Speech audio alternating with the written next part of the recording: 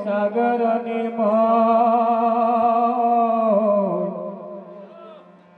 નિરાંત બંધુ નામને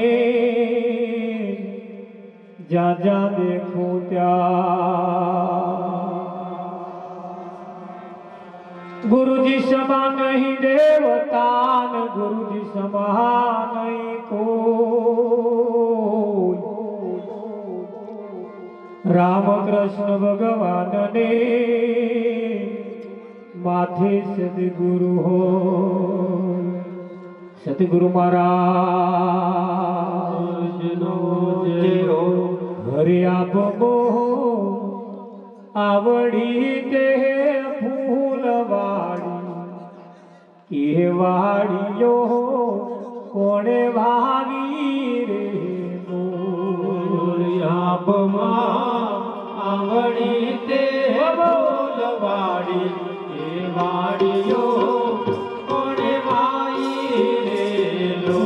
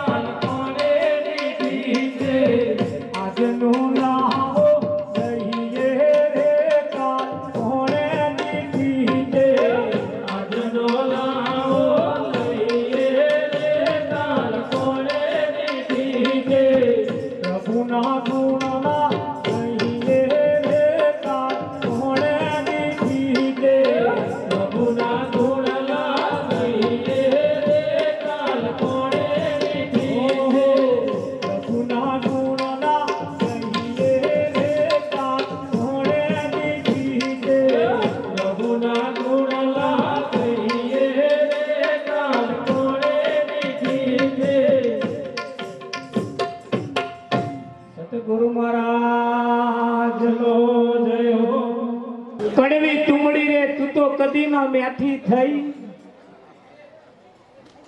આજનો આ કાર્યક્રમ જે રાખવામાં આવ્યો છે એ કડવી તુમડીને મેઠી કરવા હાતું રાખવામાં આવ્યો. નર્યા નાસ્તા કરવા હાતું નહીં, નર્યા લાડવા ખાવા હાતું નહીં, હે નર્યો ઉજાગરો કરવા હાતું નહીં. ભરત મહારાજે કહ્યું આજે આપણે જાગરણ કરવાની છે. શું કરવાની છે? પણ જાગરણ કહેવી કોને?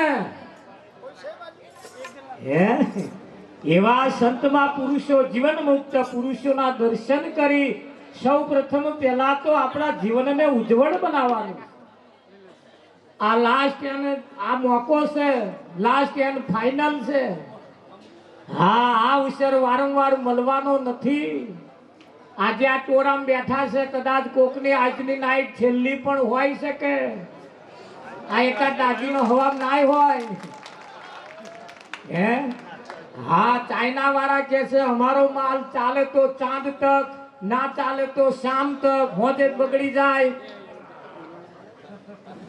હે પેલા તો એમ કે હોજ લગીની ગેરંટી આલે, હોજ લગીને ગેરંટી હલાય એવી જ નહીં. એટલે સંતોનું કહેવું એમ છે કે ભાઈ આજનો લાવો લઈએ, કાલ કોણે દીઠી.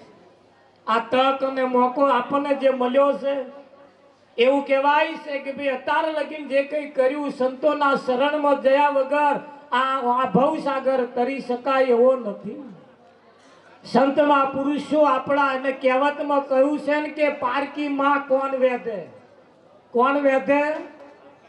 હા, પારકી માં કોણ વેધે? આપણી માના ના વેધાયું તારે આ માથા કોટ ને.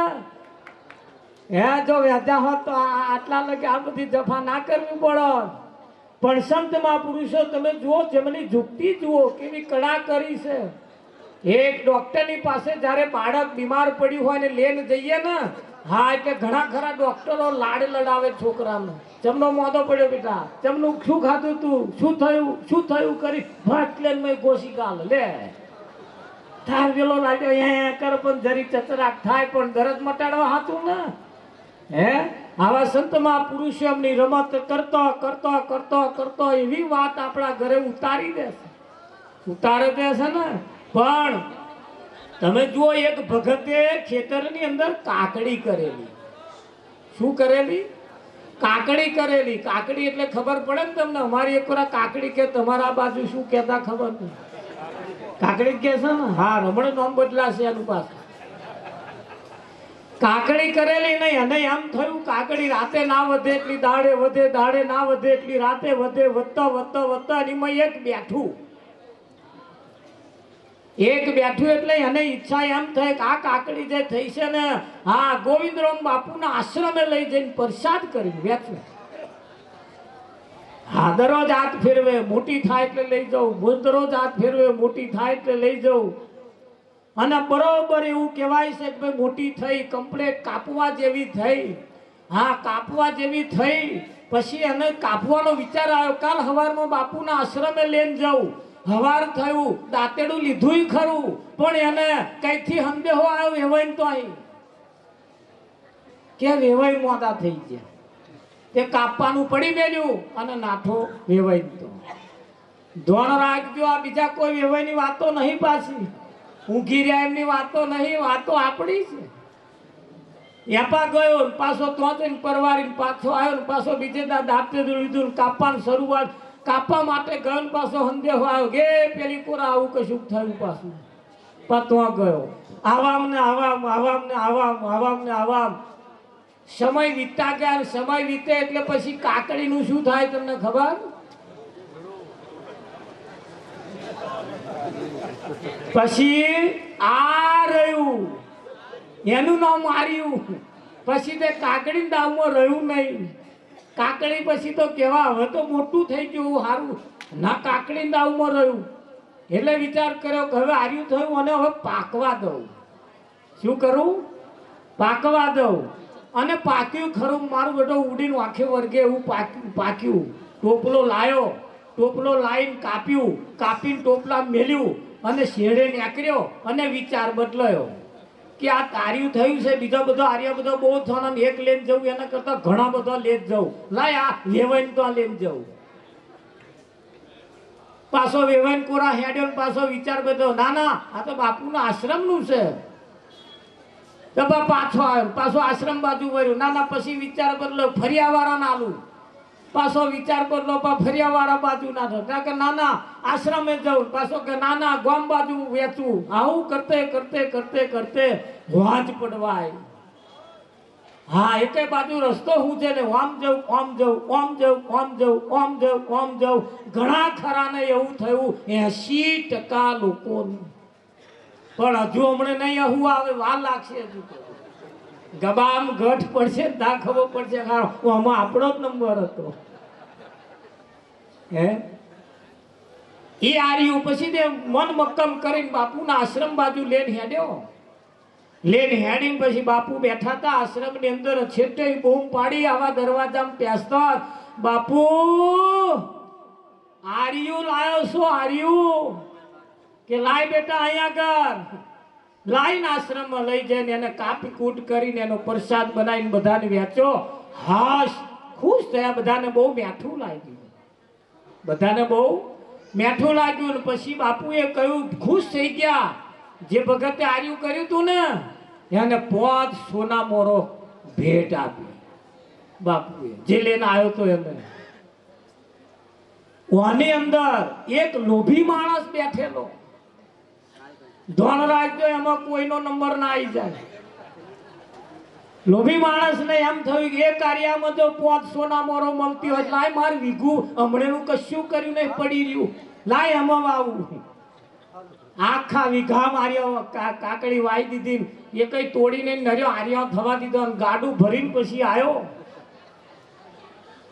ગાડું ભરીને આવ્યો ને છેટે બૂમ પાડી, બાપુ આર્યો લાયો શું? ગાડું ભરીને. બાપુએ કહ્યું નાખ પેલા તલાવ. હે એને શેડો પડી ગયો. મારું મારું એક આર્યું લાવ્યો તો એમાં શાબાશી આલી. હું ગાડા ભરીને લાવ્યો એની કોઈ કિંમત નહીં. બાપુ કેમ આવો અન્યાય કર્યો?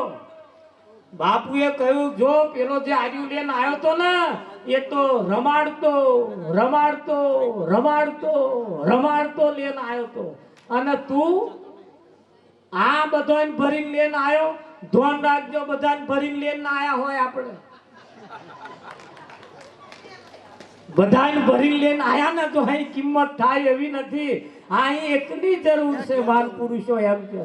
અને જે એક જેની પાસે છે ને એવા જ ભજન કરે છે. બાકી આખું ગામ લઈને જે ફરે છે ને એના અહીં આ ભજન થાય એવું નથી. હે હા સંતમાં પુરુષોના શરણમાં ગયા પછી તમે જુઓ કેવી મોજ છે. કોણ કરાવે આવી મોજ? હે આપણને પોતાનું ભાન કરાયું ત્યારે ખબર પડી કે આ વિશ્વની અંદર મારા સિવાય બીજું કોઈ છે જ નહીં. આપ મુઆ પીછે ડૂબ ગઈ દુનિયા. હે જ્યારે સ્વરૂપનું ભાન કરાયું ત્યારે ખબર પડી. પણ એ આ સંતમાં પુરુષોનો માર્ગ જે છે ને એ થોડો કઠિન છે. આ રસ્તો કોણ પકડે છે? હા આ રસ્તાની ઉપર કોણ આવે છે? સુરાને કોણ શીખવે રણ ચઢવાની જોને રીત, પણ શીશ પડે ને ધડ લઢે અને મોત તણી સીધી. ધોન રાખજો. હવે આપણે સંતમાં પુરુષોના શરણમાં આવી ગયા છીએ અને આયા પછી આપણી પરિસ્થિતિ ના બદલાઈ જાય.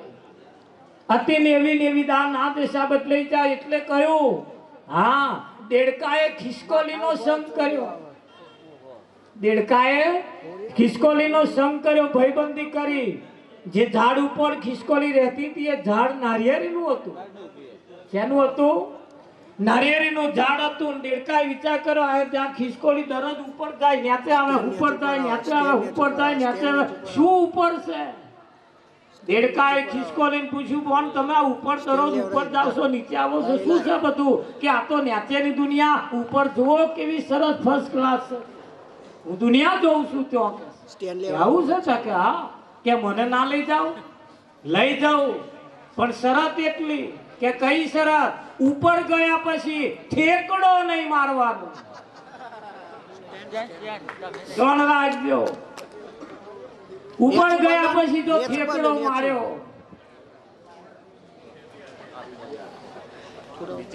કે ના ના ના ના ના કે જો આ તો ન્યાચે હોય તો લગીને તે હું ઠેકડા મારું, ઉપર ના મારું કે મને ભોન. કશો હતો નહીં કે છે ખિસકોલીએ દેડકાને ઉપર લઈ ગઈ, પોતાના ઘરમાં લઈ જઈને બેહાડ્યો. બેહાડ્યા પછી ખિસકોલીએ કહ્યું કે હવે તમે મારા અતિથિ છો, તમારા માટે હું ભોજનની વ્યવસ્થા કરું, પણ ધોન રાખજો ઠેકડો ના મારતા. ખબર તો પડે ને ઠેકડો એટલે શું? આ પાછા ભાષા બદલાય ને તો ઉપાધિ થાય. હા એટલે કહ્યું કશો હતો નહીં કે છે દેડકી ખિસકોલી એના માટે ભોજનની વ્યવસ્થા કરવા માટે જાય છે, અને દેડકો શાંતિથી બેઠો છે, તું બધું જોવે છે. જોતા જોતા અચક પામી ગયો. બનવા સંજોગ બન્યું એની જોડે એક મોખ બેઠી. શું બેઠું? ધોન રાખજો આપણી કને ના બેસી જાય. અને મોખ બેઠીને દેડકો હતે પોતાનું ભોન ભૂલ્યો ને જે કદી પેલી મોખ ઉપર તરાપ મારી, મોખ તો ઉડી ગઈ પણ બંદા ઉપરથી નેચે પડ્યા. ઉપરથી નેચે પડ્યા અને રામ રમી ગયા ભાઈ. રામ રમ્યા ને ખિસકોલી લઈને આવી. જ્યારે જોયું તાર તો દેડકાભાઈના પ્રાણ પણ ખેડ ઉડી ગયેલા. ખિસકોલીએ વિચાર કર્યો કે મારું હારું મેં જેને બેહાડે તો એવો ના હોય તો હારું, પણ ઉપર જઈને જોયું ત્યાં તો એવા જ નેચે પડેલા. આ ઠેકડો મારવામ ને મારવામ ગયા. અહીં સંતમાં પુરુષો કે છે ઠેકડો ના મારતા, તમને જે જગ્યા બતાવી છે ને જગ્યા ઉપર હેમ ખેમ રહેજો. તમારા માથાનો વાળ વાંકો કરી શકે એવી કોઈ નામ તાકાત નથી. પણ આપણે જ્યારે ઠેકડા મારીએ છીએ ને ત્યારે આ બધા ઉપાધિનો પોટલો આવે છે. ઘણા કરાન ગુરુ કર્યા પછી કંઈક નો કંઈક ચકલેહી આવે છે. આવે એની પાછળનું કારણ આ ઠેકડા મારવા રહ્યા એટલે. ધોન રાખજો. આપણે એવી બધી બાબતો સંતમાં પુરુષો બીજું કશું નહીં, આપણે જે ભૂલ્યા છીએ એને ખાલી યાદ કરાવે છે. શું કરાવે છે? આપણે જે ભૂલ્યા છીએ, આપણી પાસે કશું નથી એવું નહીં, બધુંય પડ્યું છે. બધુંય પડ્યું છે. કેદાર ગુરુ મહારાજે કહ્યું હતું કે આ જગ્યા છે એ બહારથી લાવ્યો તો કઈ હતી, તા બોલ્યા તા કરતી તા અત્યારે તો જતી રહી. હે પણ એ બાબતને ધ્યાન રાખી સંતમાં પુરુષોના સાનિધ્યની અંદર અહીંયા કર તમને સદગુરુ હોને મઢાવવા માટે તૈયાર છે. પણ એમના તરફ આપણું જો લક્ષ્ય હશે તો સંતો એ જીવન મુક્ત પુરુષો છે. તમે જુઓ કેવી દશા આપણી હતી, કેવી દશા આપણી કરી નાખી. કરી છે ને. આ કોણ ઉપર બેહાડે, કોણ આવી રામ સભામાં બેહાડે, કોણ આવા નાસ્તા ખવડાવે, કોણ બેઠા બેઠા પાણી પાય, ઘરવાળા નહીં આવતો નહીં. પીલો કે છે હું મોટલે.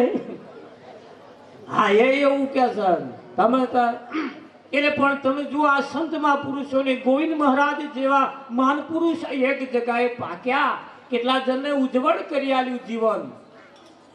હમણાં રસ્તામાં આવતા બોર્ડ મારેલું મેં જોયું.